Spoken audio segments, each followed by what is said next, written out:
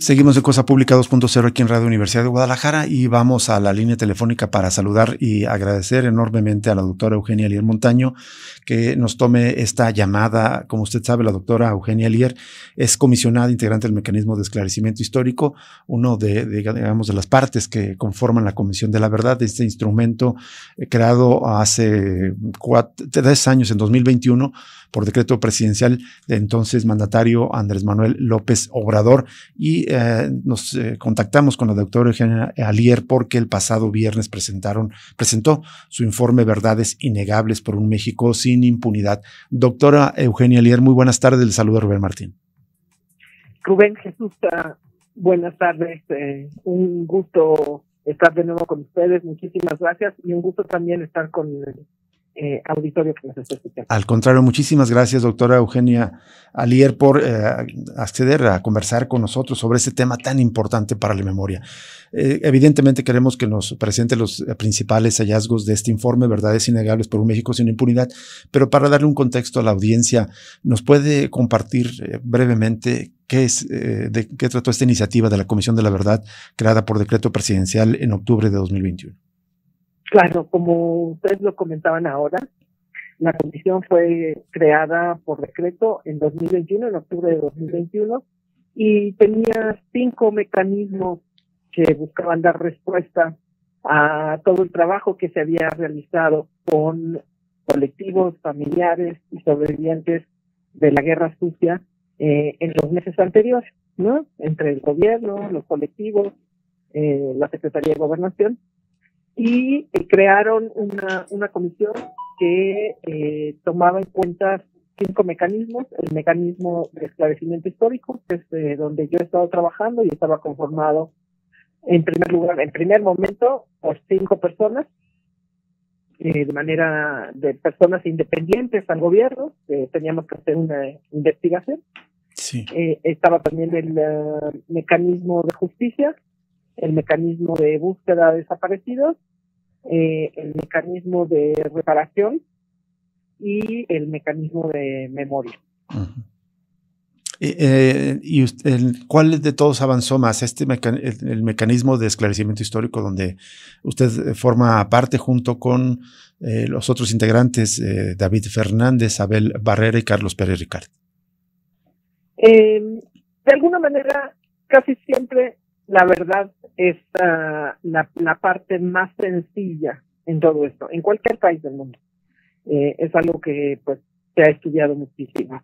Y en términos generales, en México, como esta comisión se crea con bastantes años de retraso respecto a lo ocurrido en ese momento, ya hay una historiografía que tiene por lo menos unos 25 años, ¿no? Desde la academia se han hecho muchos trabajos en torno a la violencia política de Estado, en torno al 68, a los movimientos armados, al sindicalismo, a los campesinos, a las comunidades que se vieron afectadas por esta violencia. Entonces, sí, en efecto yo creo que hay avances, sobre todo porque ya era un camino que estaba muy avanzado. Así es. Siempre la más difícil probablemente es la justicia. La justicia es la que siempre tiene más problemas para que el gobierno impulse verdaderamente los procesos de justicia. Siempre, casi siempre es la última en llegar. Así es. Las reparaciones, bueno, pues es una cuestión económica, ¿no? Que me parece que también tiene que ver con lo que se legisla o no se legisla, o con lo que, si se da a la guerra sucia, pues se tendría que dar a otras víctimas de otros periodos, ¿no? Y eso complica la situación, sobre todo en este país. Hace 2 meses los otros 3 comisionados de este mecanismo de esclarecimiento histórico, David Fernández, Abel Barrera y Carlos Pérez Ricard, presentaron su informe Fue el Estado 1965-1990. ¿Por qué se dividió el trabajo, doctora Eugenia Alier? Y digamos, ahora sí, para preguntarle qué fue lo que encontró en este informe Verdades Innegables por un México sin impunidad. El pasado siempre se presta a distintas interpretaciones, y yo creo que tuvimos una interpretación distinta respecto a lo que el decreto nos encomendaba estudiar, ¿no? Ujú. Yo creo que y hubo muchas violencias probablemente en este periodo, pero todo ese trabajo con los colectivos me parecía que justamente lo que buscaba era impulsar el conocimiento, particularmente en torno a la desaparición política forzada, en torno a las ejecuciones extrajudiciales y en torno a la tortura. Entonces, después se pensó en ampliar también a otras violaciones graves a los derechos humanos, lo cual me parece muy importante. Me parece también muy importante tomar en cuenta otras víctimas que pues sufrieron esta violencia del Estado, ¿no? Pero me parecía que no había que dejar de poner en el centro lo que estaba en el centro del decreto, ¿no? Que era la violencia política de Estado. Así es. Entonces, el informe Verdades Innegables, digamos, trabajó más de mano de los colectivos y se centra más bien en estas violencias estatales. Así es. Ahora sí, ¿qué nos podría compartir como de hallazgos centrales que encontró en este informe, doctor Eugenia Lehr? Tenemos una sección que recomiendo a todas las personas que nos escuchan que lean, que es una sección muy corta en donde hacemos justamente una síntesis de los hallazgos y de los aportes que hacemos. Pensamos mucho respecto a otras comisiones de investigación que ya habían existido, como la Comisión de Verdad en Guerrero, como la Fiscalía para Movimientos Políticos y Sociales del pasado, ¿no? La FEMOS, que se creó con Fox, y a partir de eso tratamos de pensar por dónde avanzar, ¿no? Y por supuesto todo el trabajo que también se había hecho respecto a digamos, la CNDH, ¿no? Que también ha hecho distintos informes y recomendaciones. Entonces, encontramos entre los hallazgos cosas muy importantes, como por ejemplo un plan de operaciones, el plan de operaciones Rosa de los Vientos, ¿no? Que fue una localización que se logró a través de los trabajos del equipo técnico de la comisión, de toda la comisión, y que es un plan que muestra que en 1978 el gobierno, a través de la Dirección Federal de Seguridad, crea este plan para buscar y dice exterminar de todo el país a la Liga Comunista 23 de septiembre. Explícitamente dice exterminar. Exterminar de todo el país. Eliminar de todo el país. Sí. Hay algunos así, ¿no? Por ejemplo, también se pudo avanzar en torno a averiguar qué pasó con los restos de Pablo Alvarado, ¿no? Que fue ejecutado extrajudicialmente en Lecumberri. Se pudo saber también una aproximación mucho más amplia sobre vuelos de la muerte. Así es. Es un trabajo de alrededor de 100 páginas en donde se observa que los vuelos empezaron en 71, no solamente con aviones, sino también con helicópteros, no solamente en Guerrero, sino también en Jalisco, algo que interesa mucho al público de Cosa Pública. También hay, por ejemplo, dos cosas, ¿no? De entre las muchas otras que pudimos localizar, presentamos una lista de 1,103 desaparecidos, personas desaparecidas por motivos políticos, que revisa las listas que ya existían, lo mismo de la FEMOS, de la Comisión de Verdad en Guerrero, de algunos colectivos como Hijos, Eureka, CEDEFAM México, que nos permite consolidar otro número y mostrar que las desapariciones del Comité Eureka tenía un poco más de 500 desapariciones anotadas, y estamos duplicando esa cantidad, lo cual significa que en realidad se trató de una forma, de un mecanismo para eliminar a los disidentes políticos y a sus familias, a quienes los acompañaban, a las comunidades que los respaldaban. Hay otro elemento importante, digamos, al revisar el informe, que por cierto es un documento de casi 2,000 cuartillas, es un reporte, un listado de perpetradores. Doctora, ¿nos puede hablar de esta parte? Justo a esa iba, bueno. Ese es otro de los aportes que consideramos muy valiosos. Decidimos, hablando con abogadas, ¿no? Que cómo podíamos impulsar la justicia, porque uno de los objetivos de ese informe, y por eso el nombre, por un México sin impunidad, es poder impulsar la justicia que todavía es fuerte. está corta respecto a otras partes de la comisión. Y una de las cosas que pensábamos que nos dijeron, era tener una lista de posibles responsables, ¿no? Entonces son perpetradores y personas que de alguna manera participaron en las instituciones que estuvieron a cargo de este sistema represivo, de esta coordinación, que incluía parte de la Secretaría de Gobernación, de la Sedena, de la Dirección Federal de Seguridad, la Brigada Blanca, que justamente participaron en ella y que nos da esta lista de más de 2.200 personas, algo que nos parece fundamental para que la justicia pueda entrar a trabajar. Son especialmente integrantes, creo, Sedena, Dirección Federal de Seguridad, ¿y qué otras corporaciones, doctora? Entra también, por ejemplo, gente de la Batallón Olimpia, ¿no? De los halcones, ¿no? Estas corporaciones paramilitares que también funcionaron dentro de esta coordinación de justicia. ¿Qué tal, doctora Eugenia Leer? Le saluda Jesús Estrada. Algunas preguntas sobre estos perpetradores. ¿Incluye también a grupos, digamos, paramilitares o grupos de choque que también actuaron en aquel tiempo? Pienso, por ejemplo, en el caso de Guadalajara, acciones de la Federación de Estudiantes de Guadalajara, ¿acaso? No, Jesús, no tenemos a gente hasta donde lo recuerdo de la Federación, ¿no? O sea, sí, como les comentaba, ¿no? Sí está, por ejemplo, el Batallón Olimpia, están los halcones, ¿no? Que como dices, pues son, ¿no? Paramilitares que trabajaron en contra de los estudiantes, pero hasta donde entiendo no la Federación. Otra duda también, pues son delitos de crímenes de lesa humanidad que no prescriben, es decir, estos más de 2.200 funcionarios podrían sentarse en el banquillo de los acusados. Eso sería lo importante, lo relevante y lo que ojalá pudiéramos lograr, ¿no?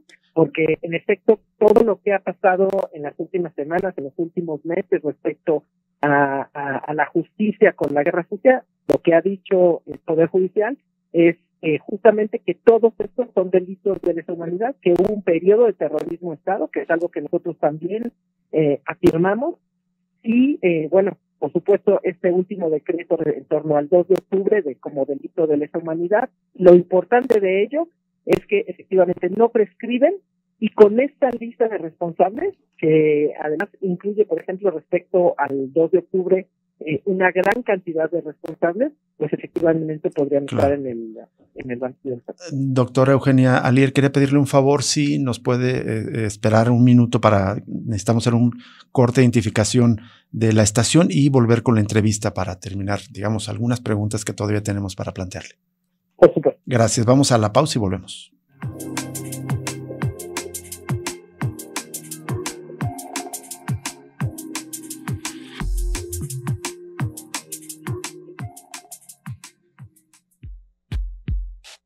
Cosa Pública 2.0.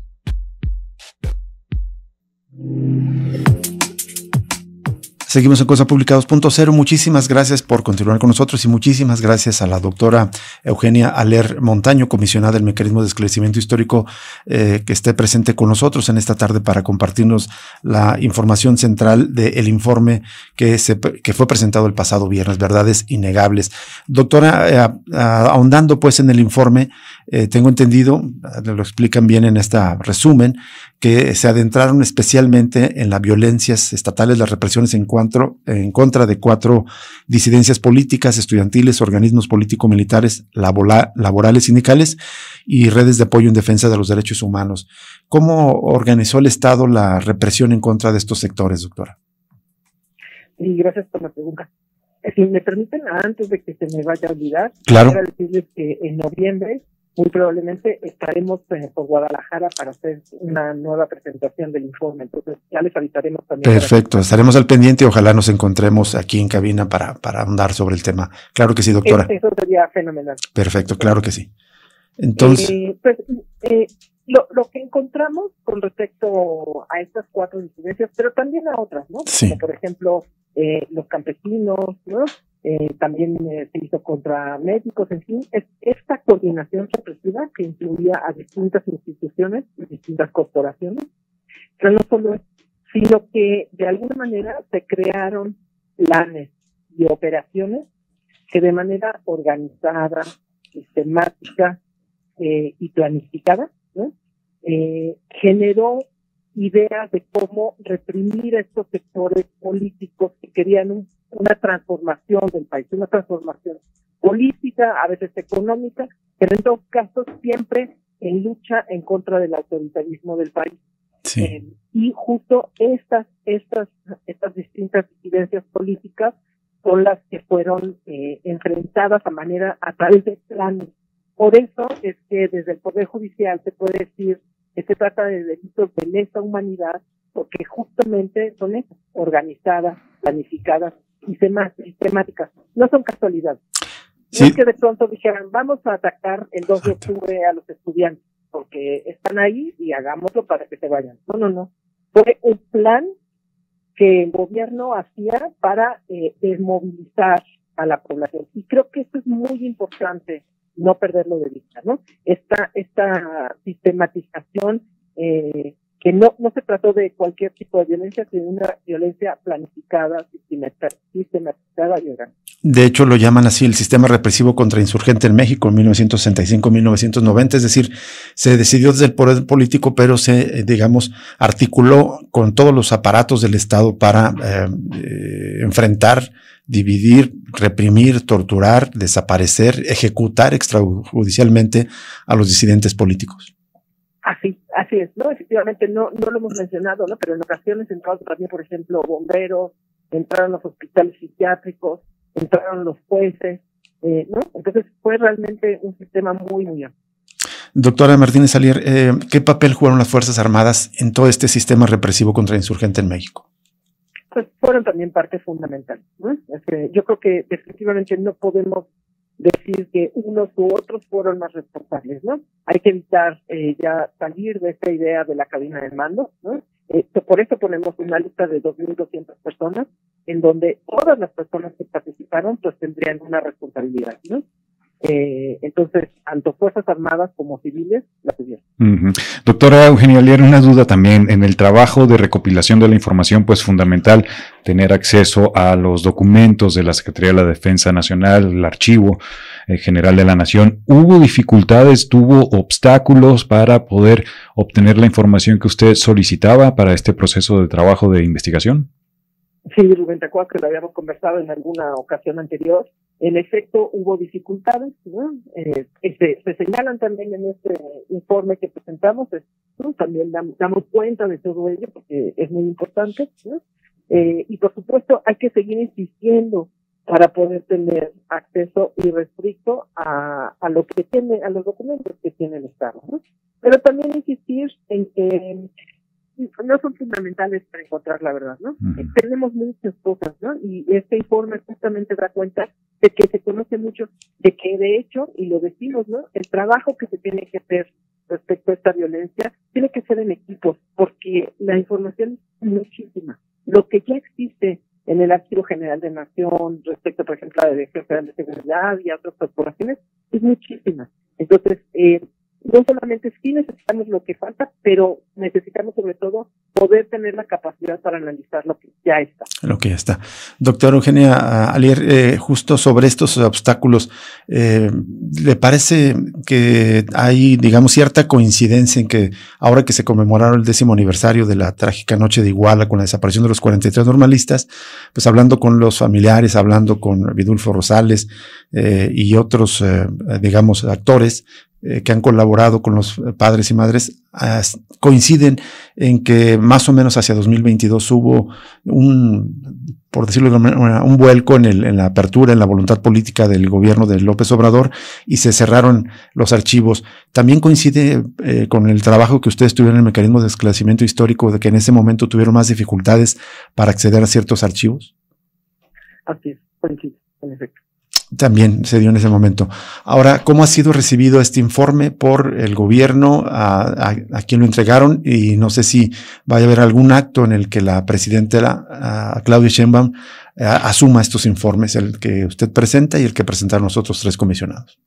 Yo espero que sí. La presidenta Claudia Sheinbaum fue interrogada en una de las primeras mañaneras por Daniela Pastrana, preguntándole justamente qué piensa respecto a estos 2 informes, y ella dijo que iba a pedir que le informaran de hecho para poder pronunciarse. Entonces, Hasta donde entiendo, la Secretaría de Gobernación está haciendo pues un reporte, no solo de estos dos informes, porque hay que recordar que el mecanismo de esclarecimiento histórico no es la comisión en su totalidad, ¿no?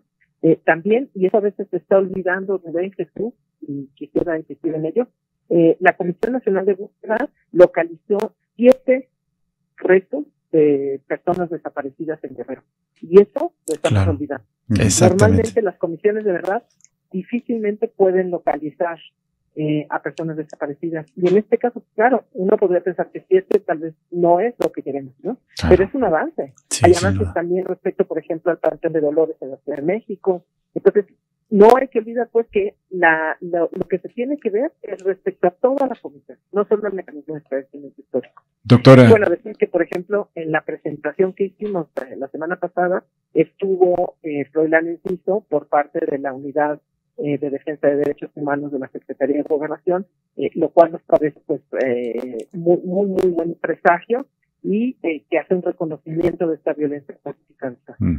Doctor Eugenia, un par de dudas también con respecto a que viene. Una es, se ha planteado también una solicitud de que próximamente, digamos, no sé si la propia comisión actual u otra nueva, pero que se extiende el periodo de investigación más allá de 1990 sobre crímenes del Estado. Preguntar su opinión si es posible eso.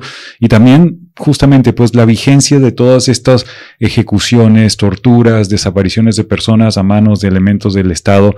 Eso, digamos, la raíz en este periodo que usted investigó todavía está presente, se están generando todavía estas técnicas de, digamos, de represión, de horror de parte de elementos del Estado y una relación entre el pasado y el presente. Yo creo que la principal relación entre el pasado y el presente es la impunidad. La impunidad de todo lo que se cometió en el periodo anterior al año 2000 permite que la violencia, otro tipo de violencia, hoy tenga lugar. ¿No? Quienes somos historiadores y historiadoras vemos de manera general las diferencias y las similitudes, ¿no? Vivimos en un periodo de una extrema violencia muy grave para el país, ¿no? Que ya lleva varios años, no comenzó hace poco, y que son violencias de mucho tipo, Rubén, y que por supuesto tenemos que aclarar. Yo creo que sería fundamental hacer una comisión respecto a esto, ¿no? Pero también creo que es importante insistir en que se trata de violencias muy distintas.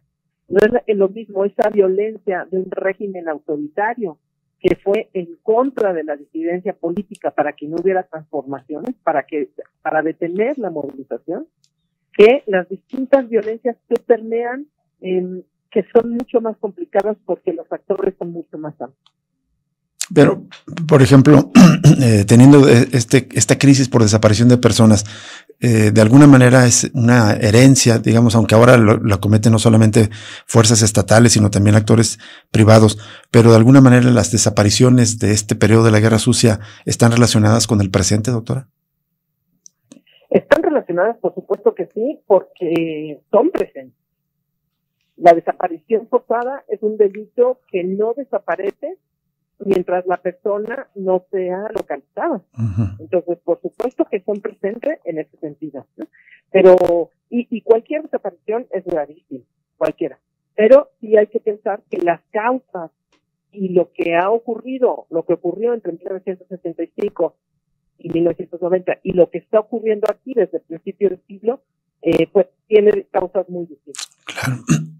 Porque no las hacen ni menos graves ni más graves. Son distintas. Exactamente. Doctora, le agradecemos enormemente que nos haya tomado esta llamada y bueno, quedamos pendientes de la próxima visita a Jalisco para invitarla. Ojalá haya oportunidad de que nos acompañe aquí y también preguntarle si se presentará en otros estados de la República también con colectivos de víctimas de la Guerra Sucia. Sí, por supuesto. Esa es nuestra idea. Ya no hay el apoyo, digamos, ni el financiamiento público, pero consideramos que es un deber ante la sociedad hacerlo. Entonces, perfecto. Estamos tratando de ir a Oaxaca, a Guerrero, a Puebla, a Chihuahua, a Monterrey, por supuesto, a Sinaloa, a Guadalajara. Entonces, pues en cuanto tenga la fecha concreta, yo me comunico con ustedes para poder estar en directo.